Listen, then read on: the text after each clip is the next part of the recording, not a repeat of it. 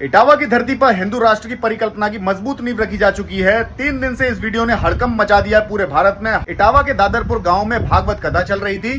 सुनने वाले ब्राह्मण बहुल श्रोताओं को अचानक से पता चला कि ये जो कथा सुना रहे हैं इनका नाम मणि यादव है और उसके सहयोगी का नाम संजय कुमार है। तो यानी कि जाटव और यादव ये कब से कथा सुनाने लग गए। बस फिर क्या था, युगों युगों से चली आ रही शुद्धिकरण विधि को शुरू कर दिया गया और वहां पर इनके बाल काट दिए गए, चोटी काटी गई, पैसे छीन लिए गए जो दक्षिणा में दिए थे। इसके साथ ही उनका सामान भी तोड़ दिया गया और एक महिला ने कथावाचक के पैर छुए थे, उससे कहा गया अपना यूरिन लेके आइए और इनको पर छिड़क दीजिए ताकि ये शुद्धिकरण हो जाए। लेकिन सवाल यहाँ पर यह पैदा होता है कि अगर छिड़काव से उनके ऊपर शुद्धिकरण हो ही गया था तो 10-5% तो ब्राह्मण बन ही गए होंगे, तो कथा तो कंटिन्यू हो जानी चाहिए थी, रुकवा क्यों दी गई। आप सोच रहे होंगे इतने सीरियस मैटर को ये आदमी इतने मजाक के साथ सुना रहा है। तो भाई साहब मुझे जरा सी भी हैरानी नहीं है। भारत के गांव कस्बों की यही स्थिति है।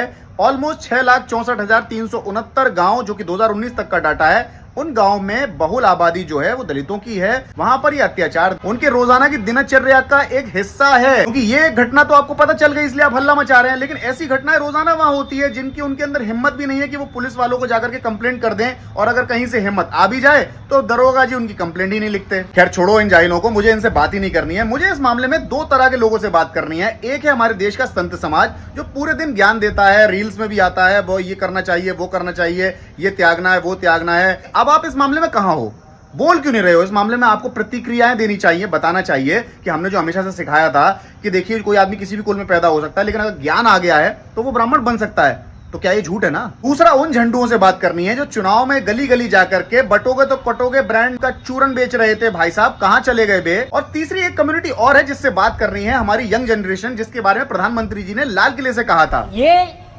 कैन डू जनरेशन है। बिल्कुल, क्योंकि हर जगह ये जब भी कोई रिजल्ट आता है लहंगा उठा के नाचने लगते हैं कि आरक्षण बंद कर दो, आरक्षण बंद कर दो, सब कुछ ठीक हो जाएगा। ये वही है जैसे कि वैक्सीन बंद कर दो, कोरोना अपने आप ठीक हो जाएगा।